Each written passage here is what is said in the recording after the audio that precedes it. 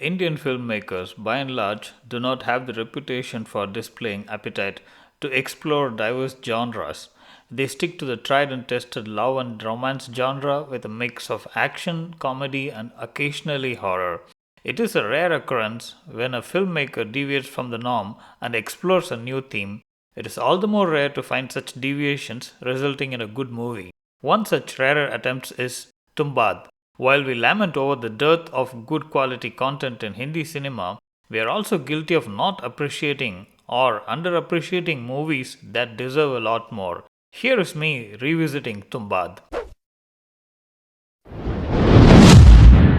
Hello friends, welcome back. Horror is one of the many underexplored genres in Indian cinema. Even when explored, it is mostly spooky thrillers or ghost stories. So when this movie was released in 2018, it was met with lukewarm response from the audience for obvious reasons. Beyond being a horror thriller which doesn't find favor with mainstream audience, this movie ventured into gore. Naturally, it wasn't expected to be a commercial success, but it had good review from the critics. Even after so many years, I kept getting videos about this movie in my feed, so I could not ignore anymore and I decided to watch it. And I'm glad I watched it. Let me start with the disclaimer. This is not for the faint hearted. This is not a conventional horror movie that will make you jump out of your seat with surprise thrills. This is a slow burner, dark and gory. Having watched so much of gore from Korea and the rest of the world thanks to the OTT, this may not be much of a surprise for the movie buffs. But this is still a movie that will make you admire the movie makers for the sheer respect they have given to the art of filmmaking. This story is based on a folklore. The folklore goes like this. When the universe was created, the goddess of prosperity gave birth to 160 million gods. Hastur was the first and he was the most beloved child. He is full of greed and gluttony. He manages to acquire all the gold from the goddess. While he was about to steal the food as well, the other gods attack him.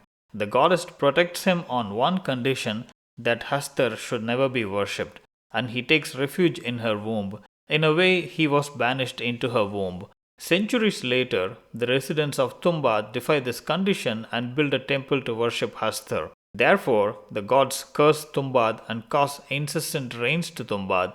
With this folklore as the background, the movie starts in 1918 in the pre-independence Indian era. Vinayak is the son of a woman who serves a local lord in Tumbbad. The lord's mansion hides the entrance to Hastur's lair, which is known to none. But there is only a rumor that the lair hides immense treasure. Vinayak and his mom leave Tumbbad after a tragic accident and the death of his younger brother. Before leaving, Vinayak encounters a near-death situation with a monstrous old woman who is served by his mother. Years later, a grown-up Vinayak comes back to Tumbbad in search of the treasure. He learns the secret of the mansion from the monstrous old woman and learns how to find the treasure. He collects the treasure slowly and years progress. The movie shows how greed and lust take control over Vinayak's life. The movie ends with Vinayak's son's uncontrolled greed for the treasure destroying everything, including Vinayak's life.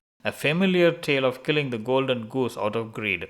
I have narrated only the outline of the story and not the entire story itself. The outline looks simple enough to be a bedtime story for children, only that it is not.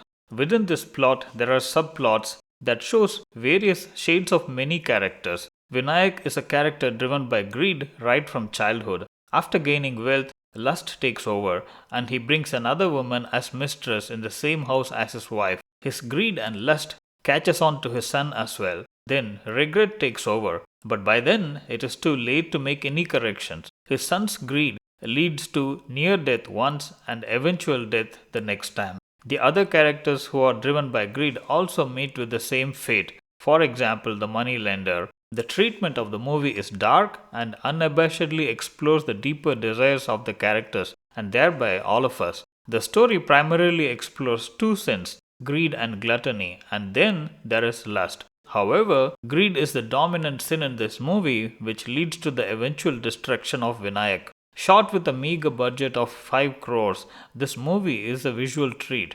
Cinematographed by Pankaj Kumar, the camera angles, lighting and color grading are exceptional. The lighting is intentionally kept dark to maintain the mood of gloom and dread. This is truly a work of a team that loves and enjoys their craft. Soham Shah, in the lead character, is one of the producers himself. The movie was shot apparently over 6 years. 7 production companies backed out after committing because, in director Rahi Anil Barve's words, they did not have a frame of reference as nothing like Tumbbad was ever tried before, which I completely agree with having watched the film. Even after 4 years after its release, I can still say that there is no comparable movie in Indian cinema. While the camera work is a piece of art, the gory visuals are something else. The depiction of the old lady is not a pleasant sight to watch. Also, the imagination of Hastar's lair in the goddess' womb and the depiction of Hastar is complete gore fest. You feel like you are caught in a bad dream which you want to get out of, but you just cannot.